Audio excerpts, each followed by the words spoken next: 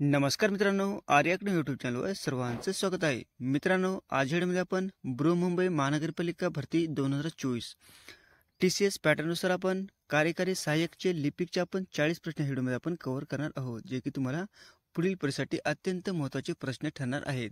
तुम्ही जर चॅनल नवीन असाल तर चॅनल आणि सबस्क्राईब करायचं आहे. चला तर मग व्हिडिओला स्टार्ट करूया. प्रश्न पहिला असा आहे, महानगरपालिका आयुक्तांना केव्हाही परत बोलण्याचा अधिकार डॅश याला असतो. महानगरपालिका आयुक्तांना केव्हाही परत बोलण्याचा अधिकार डॅशला असतो. ऑप्शन क्रमांक 4 म्हणजे राज्य शासनाला असतो. हे आपलं योग्य आन्सर होईल. प्रश्न क्रमांक दुसरा मित्रांनो, आधारवड हे कोणत्या व्यक्तीचे जीवन प्रवासावर आधारित पुस्तक आहे? आधारवड हे कोणत्या व्यक्तीच्या जीवन प्रवासावर आधारित पुस्तक आहे? ऑप्शन क्रमांक 3 म्हणजे शरद पवार. हे आपलं योग्य आन्सर होईल. प्रश्न क्रमांक तिसरा मित्रांनो, ब्रिटिशांविरुद्ध पंजाबमध्ये झालेल्या कुका विद्रोहाचे नेतृत्व कोणी केलेले आहे? ब्रिटिशांविरुद्ध पंजाबमध्ये झालेल्या कुका विद्रोहाचे नेतृत्व कोणी केलेले आहे? ऑप्शन क्रमांक 3 म्हणजे राम सिंग यांनी केलेले आहे. हे आपले योग्य आन्सर होईल. प्रश्न क्रमांक 4 मित्रांनो, संयुक्त राष्ट्राची स्थापना कधी करण्यात आलेली आहे? संयुक्त राष्ट्राची स्थापना कधी करण्यात आलेली आहे? ऑप्शन क्रमांक 4 म्हणजे 24 ऑक्टोबर 1945 रोजी संयुक्त राष्ट्राची स्थापना करण्यात आलेली आहे. हे आपले योग्य आन्सर होईल. प्रश्न क्रमांक 5 मित्रांनो, छत्रपती शिवाजी महाराजांची दुसरी राजधानी कोणती आहे? छत्रपती शिवाजी महाराजांची दुसरी राजधानी कोणती आहे? ऑप्शन क्रमांक 2 म्हणजे राजगड ही छत्रपती शिवाजी महाराजांची दुसरी राजधानी आहे. हे आपलं योग्य आन्सर होईल. प्रश्न क्रमांक 6 मित्रांनो, हिमालयाची सावली हे कानेटकर लिखित नाटक कोणाच्या जीवनावर लिहिलेले आहे? हिमालयाची सावली हे कानेटकर लिखित नाटक कोणाच्या जीवनावर लिहिलेले आहे? ऑप्शन क्रमांक 4 म्हणजे महर्षी धोंडो केशव कर्वे यांच्या जीवनावर लिखित लिहिलेले नाटक आहे. हे आपले योग्य आन्सर होईल. प्रश्न क्रमांक 7 मित्रांनो, दादासाहेब फाळके पुरस्काराची सुरुवात भारतात सरकारने कधी केलेली आहे? दादासाहेब फाळके पुरस्काराची सुरुवात भारत सरकारने कधी करण्यात आलेली आहे? ऑप्शन क्रमांक 1 म्हणजे 1969 साली ही झालेली आहे. हे आपले योग्य आन्सर होईल.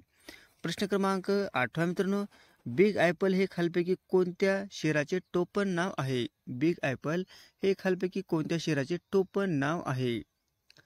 ऑप्शन क्रमांक 3 म्हणजे न्यूयॉर्कचे टोपण नाव आहे. हे आपलं योग्य आन्सर होईल. प्रश्न क्रमांक 9 मित्रांनो, एव्हरेस्ट शिखर सर करणारी पहिली भारतीय विकलांग महिला कोण आहे? एव्हरेस्ट शिखर सर करणारी पहिली महिला भारतीय विकलांग कोण आहे? ऑप्शन क्रमांक 1 म्हणजे अरुणिमा सिन्हा. ही आपले योग्य आन्सर होईल. प्रश्न क्रमांक 10 मित्रांनो, छत्रपती शिवाजी महाराजांनी सर्वप्रथम कोणता किल्ला जिंकलेला आहे? छत्रपती शिवाजी महाराजांनी यांनी सर्वप्रथम कोणता किल्ला हा जिंकलेला आहे? ऑप्शन क्रमांक 3 म्हणजे तोरणा हा जिंकलेला आहे. हे आपले योग्य आन्सर होईल. प्रश्न क्रमांक 11 मित्रांनो, पीक विमा योजना ही मूळ संकल्पना कोणाची आहे? पीक विमा योजना ही मूळ संकल्पना कोणाची आहे? ऑप्शन क्रमांक 2 म्हणजे डॉक्टर राजेंद्र प्रसाद यांची आहे. हे आपले योग्य आन्सर होईल. प्रश्न क्रमांक 12 मित्रांनो,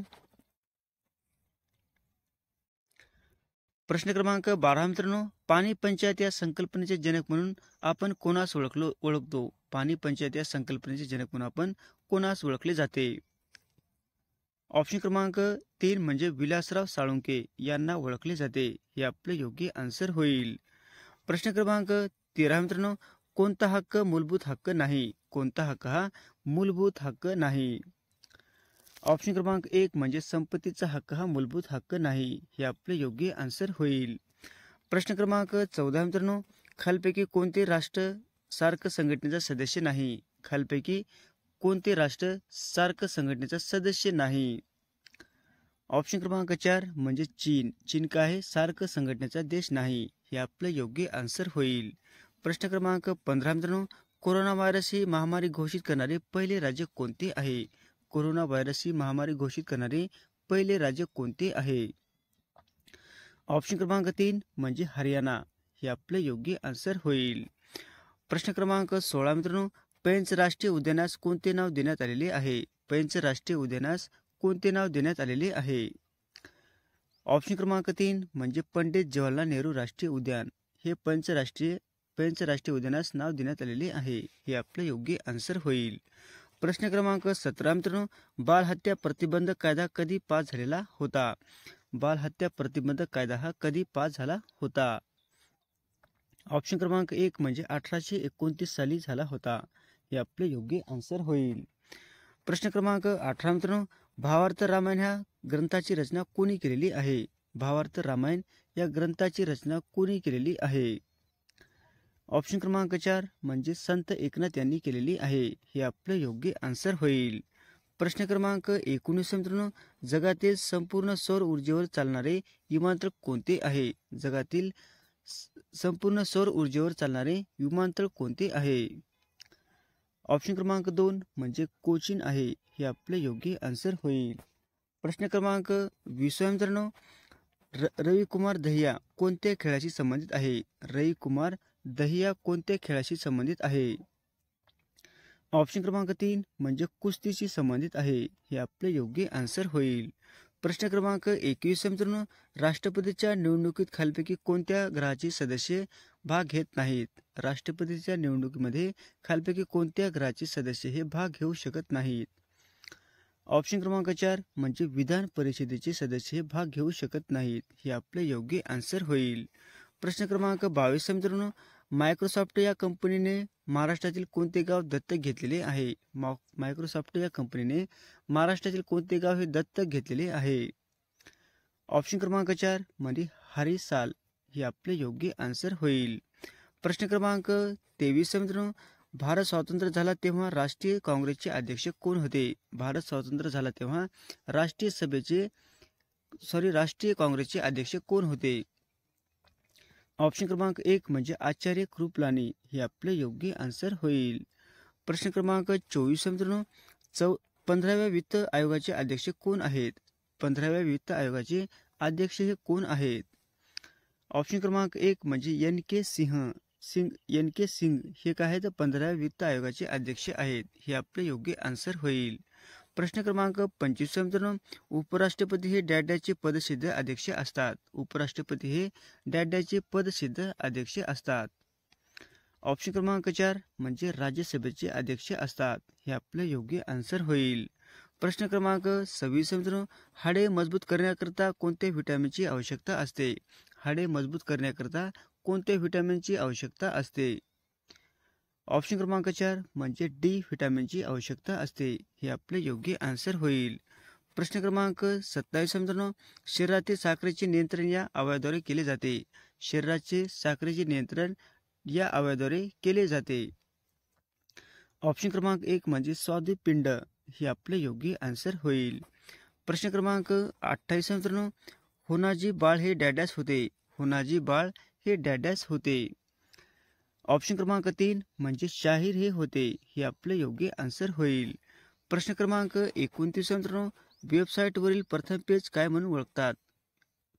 वेबसाईटवरील प्रथम पेज काय म्हणून ओळखले जाते? ऑप्शन क्रमांक 2 म्हणजे होम पेज म्हणून ओळखले जाते. हे आपले योग्य आन्सर होईल. प्रश्न क्रमांक 30 मित्रांनो, प्रभाकर हे साप्ताहिक डॅडॅश यांनी सुरू केले आहे. प्रभाकर हे साप्ताहिक डॅडॅश यांनी सुरू केलेले आहे. ऑप्शन क्रमांक 3 म्हणजे भाऊ महाराज यांनी प्रभाकर हे साप्ताहिक सुरू केलेले आहे. हे आपले योग्य आन्सर होईल. प्रश्न क्रमांक 31 मित्रांनो, कोणता दिवस ऑगस्ट क्रांती दिन म्हणून पाळला जातो? कोणता दिवस ऑगस्ट क्रांती दिन म्हणून पाळला जातो? ऑप्शन क्रमांक 3 म्हणजे 9 ऑगस्ट या दिवशी आदिवासी म्हणजे ऑगस्ट क्रांती दिवस म्हणून पाळला जातो. हे आपले योग्य आन्सर होईल. प्रश्न क्रमांक 32 मित्रांनो, बालकवी या नावाने कोणत्या कवींना संबोधले जाते? बालकवी या नावाने कोणत्या कवींना संबोधले जाते? ऑप्शन क्रमांक 4 म्हणजे त्र्यंबक बापूजी ठोंबरे यांना ओळखले जाते. हे आपले योग्य आन्सर होईल. प्रश्न क्रमांक 33 मित्रांनो, पेशवे बाजीरावचे दुसरे यांचे दत्तक पुत्र कोण? पेशवे बाजीराव दुसरे यांचे दत्तक पुत्र कोण होते? ऑप्शन क्रमांक 4 म्हणजे नानासाहेब. हे आपले योग्य आन्सर होईल. प्रश्न क्रमांक 34 मित्रांनो, संसदेचे कायमस्वरूपी सभागृह कोणते? संसदेचे कायमस्वरूपी सभागृह कोणते आहे? ऑप्शन क्रमांक 2 म्हणजे राज्यसभा हे कायम स्वरूपी सभागृह आहे. हे आपले योग्य आन्सर होईल. प्रश्न क्रमांक 35 मित्रांनो, NSG म्हणजे काय? NSG म्हणजे काय आहे? ऑप्शन क्रमांक 1 म्हणजे नॅशनल सिक्युरिटी गार्ड. हे आपले योग्य आन्सर होईल. प्रश्न क्रमांक 36 मित्रांनो, 1920 साली हैदराबाद येथे निजाम विजय हे वृत्तपत्र कोणी सुरू केलेले आहे? 1920 साली हैदराबाद येथे निजाम विजय हे वृत्तपत्र कोणी सुरू केलेले आहे? ऑप्शन क्रमांक 3 म्हणजे लक्ष्मणराव फाटक यांनी सुरू केलेले आहे. हे आपले योग्य आन्सर होईल. प्रश्न क्रमांक 37 मित्रांनो, सतीश धवन अवकाश केंद्र श्रीहरिकोटा खालपैकी कोणत्या राज्यात आहे? सतीश धवन अवकाश केंद्र श्रीहरिकोटा खालपैकी हे कोणत्या राज्यामध्ये आहे? ऑप्शन क्रमांक 2 म्हणजे आंध्र प्रदेश या राज्यामध्ये आहे. हे आपले योग्य आन्सर होईल. प्रश्न क्रमांक 38 मित्रांनो, कांचनगंगा हे उच्च शिखर कोणत्या राज्यामध्ये आहे? कांचनगंगा हे उच्च शिखर हे कोणत्या राज्यामध्ये आहे? ऑप्शन क्रमांक 3 म्हणजे सिक्कीम राज्यामध्ये आहे. हे आपले योग्य आन्सर होईल. प्रश्न क्रमांक 39 मित्रांनो, IMF म्हणजे खालपैकी कोणती संस्था आहे? IMF खालपैकी म्हणजे कोणती संस्था आहे? ऑप्शन क्रमांक 2 म्हणजे आंतरराष्ट्रीय नाणेनिधी. हे आपले योग्य आन्सर होईल. प्रश्न क्रमांक 40 मित्रांनो, स्वातंत्र्य मंजूर पक्षाची स्थापना खालपैकी कोणी केलेली आहे? स्वातंत्र्य मंजूर पक्षाची स्थापना खालपैकी कोणी केलेली आहे? ऑप्शन क्रमांक 2 म्हणजे डॉक्टर बाबासाहेब आंबेडकर यांनी स्वातंत्र्य मंजूर पक्षाची स्थापना केलेली आहे. हे आपले योग्य आन्सर होईल. असे होते मित्र आपले 40 प्रश्न अत्यंत महत्त्वाचे, वारंवार तुम्हाला परीक्षेला विचारले जाणारे. तुम्हाला जर व्हिडिओ आवडल्यास लाईक आणि चॅनलला सबस्क्राईब करायचं आहे. भेटत पुढच्या व्हिडिओमध्ये. धन्यवाद.